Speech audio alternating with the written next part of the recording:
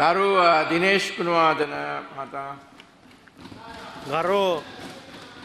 ගරු කතානායකතුමනි විරුද්ධ පක්ෂය වෙනුවෙන් විවාදය ආරම්භ කරමින් ගරු මංගල සමරවීර මන්ත්‍රීතුමා බොහෝ කනගාටුදායක කතාවක් කිරීම ගැන මම පළමු කොට කනගාටු වෙනවා.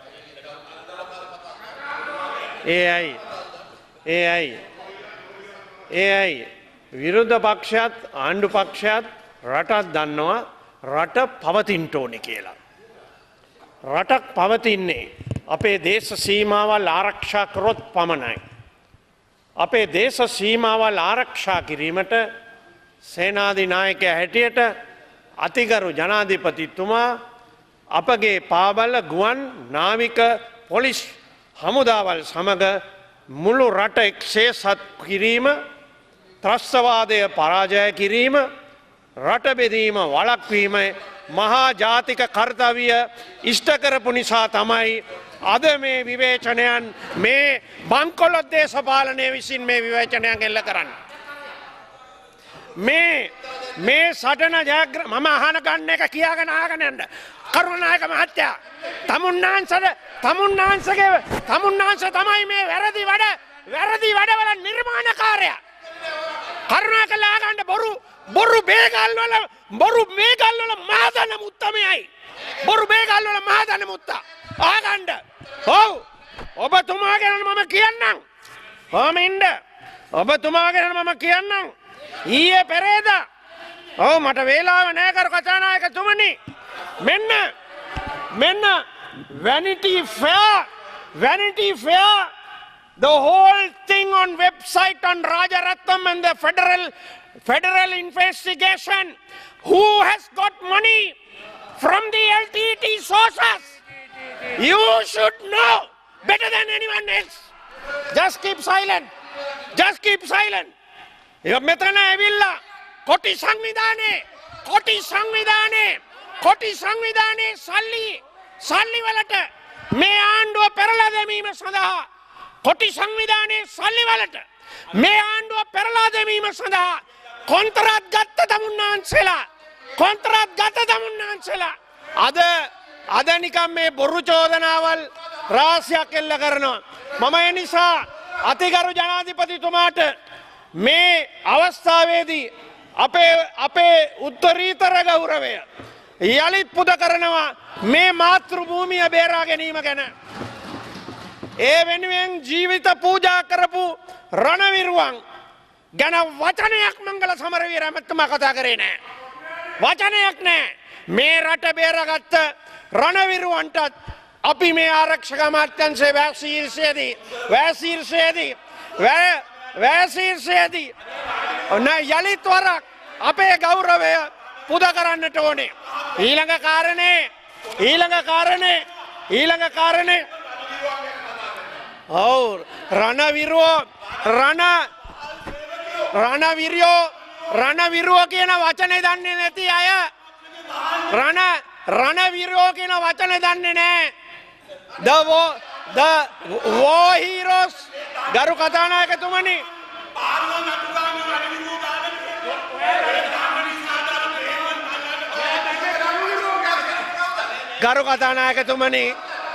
කාරණේ නෙමේ කතා කරන්නේ. මේගොල්ලන් යන්නේ කොයිද මල්ලේ පොල් කට්ටියක්. මම අහන්නේ මාතෘ භූමිය බේරගත්ත රණවිරුවන්ට ගෞරවය කරනවායි කියන එක කියාගන්න බැරි වෙලා දැන් වෙන කතාවක් කියනවා. මේ වගේ දේශපාලන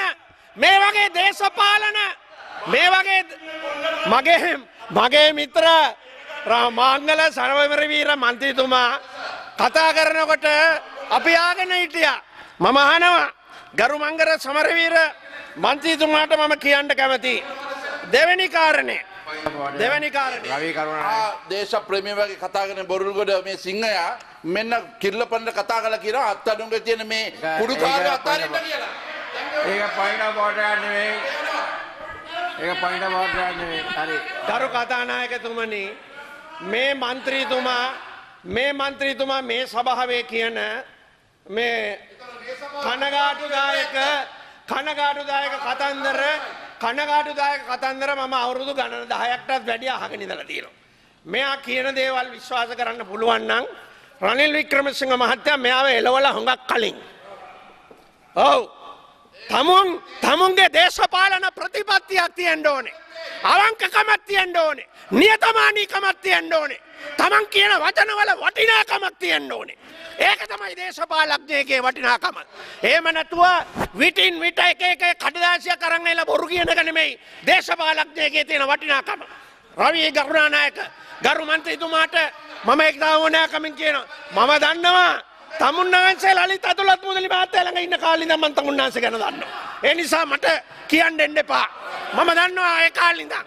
ඒ නිසා එතකොට තමුන්නාන්සේ හිටිය කොයි පැත්තද කියලා රනිල් වික්‍රමසිංහ මහත්තයා දන්නවා.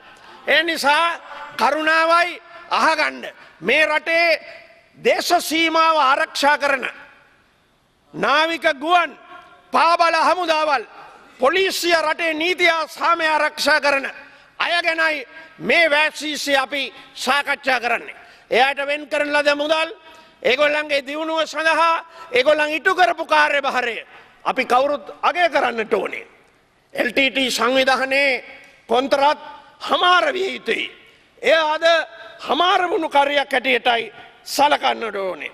ගරු කතානායකතුමනි අපි අපේ රණවිරුවන්ට වගේම අපි අතිගරු ජනාධිපතිතුමාට විශේෂයෙන් මේ අවස්ථාවේදී මේ ආකාරයේ වගකීමක් නැති ප්‍රකාශ කරමින් අපේ රජය වෙනස් කිරීමේ උත්සාහයක් විරුද්ධ පක්ෂයට තියෙනවා.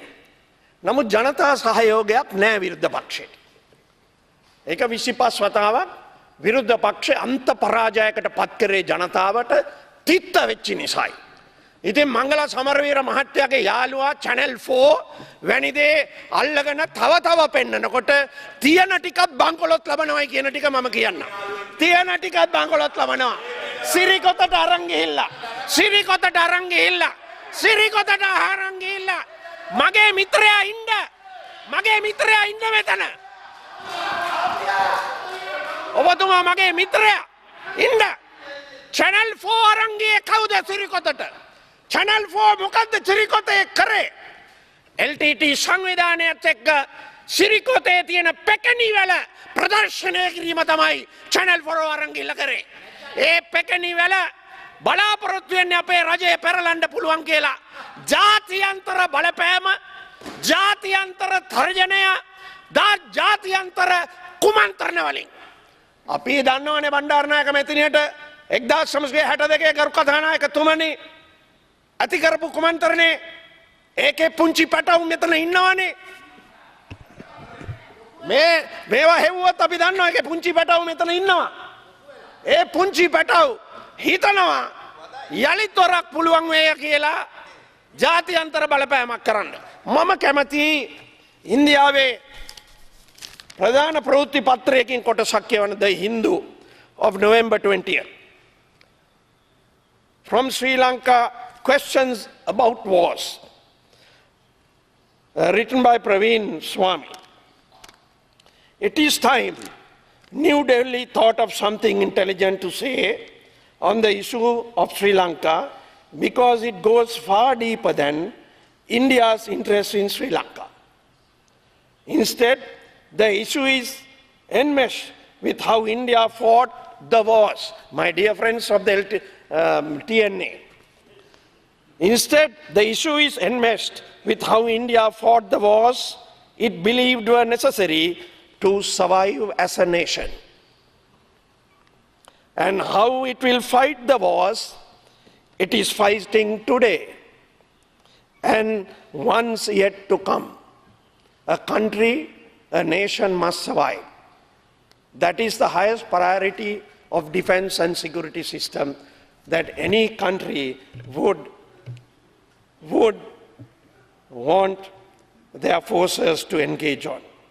Then I would also like to quote from this, as the issue is being discussed on and off, even the opposition and Honorable Sambandhan, I was listening to you the other day, mentioned. In this article, I have no time, I would like to quote another section. The Sri Lanka army claims to have been losing over 40 soldiers a day during the last phases of the war. Listen, the former US ambassador to Sri Lanka, Robert Blake, sent a confidential cable to Washington, D.C. on January 2009, saying that the Sri Lankan army has a generally good track record of taking care to minimize civilian casualties during its advances. So, this is only another section which interests all of us and which is being discussed. So I hope the TNA also would understand the gravity of all these issues rather than trying to canvass international reactionary conspirators against our country and His Excellency the President. ගරු කතානායකතුමනි, මම ඊට අතිරේකව කැමති සභාගත කරන්න මේ අය අපේ ආරක්ෂක වියදම් ගැන කියනවා. World's top 15 military spenders. List of countries by military expenditure. මේකකවත් ශ්‍රී ලංකාව නෑ. මේක ශේෂ්ත්‍ර ගණනාවකි. Percentage of the GDP, spending percentages, etc. කියවා බලන්න. I'm quoting from this world report, which is available to all of you. එතකොට World Development Indicators, military expenditure and arms, in that Sri Lanka is far below the others. I would like to quote, I would like this to be included in Singapore is a small country, there is no conflict. It has never had a conflict except for the little time with Malaysia, when it broke with Malaysia. Singapore, it is 3.5 2012 percentage of the GDP expenditure. So does the opposition condemn Singapore? Do you all condemn Singapore for having a very high percentage? They have to secure their nation. They have to protect. The Navy is to protect our seas. Navies can't be protecting the land. Navy has to be developed. Navies have to be developed. Sri Lanka is important. Sri Lanka is at a key pivotal point of the maritime lines of the Indian Ocean. It is the duty of the Navy. And we should develop more strength to the Navy in order to become an effective, not only a Navy, and for other nations also to give the necessary protection. We have a percentage of 2.4. ඉතින් ගරු කතානායකතුමනි, මේ ආකාරයේ අද කතා කළා වගේ අපි තව කාරණාවක් සිහිපත් කරමු. මා අසා තිබෙනවා මේ ගැටුමෙන් පස්සේ ලක්ෂ 3ක් ජනතාව LTT ප්‍රදේශයෙන් අපේ ප්‍රදේශයට පැමිණියා. ඒ අය ගැනයි අපේ මිත්‍රයෝ කියන්නේ. ඒ අයට හමුදාව බොහොම මානව හිතවාදී හමුදාවක් හැටියට බාරගත්ත, සමහර අය කරෙන් ගෙනාවා. කාන්තාවන් මෙවැනි